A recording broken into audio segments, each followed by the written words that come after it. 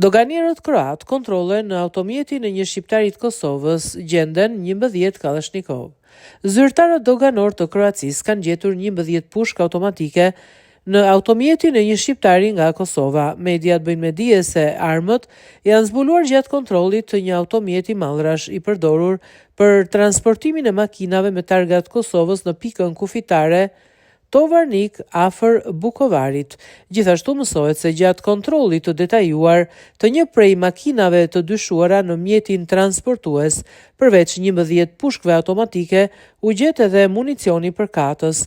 Nga ana tjetër, mediat në rajon raportojnë se drejtuesi dhe një pasagjer në mjetin e transportit po udhëtonin për në Zvicër, ndërkohë për shkak të dyshimit për kryerjen e veprës penale të posedimit të paautorizuar të armëve dhe eksplozivëve, policia kroate do të dorëzojë kallëzim penal kundër shoferit dhe bashkëudhëtarit.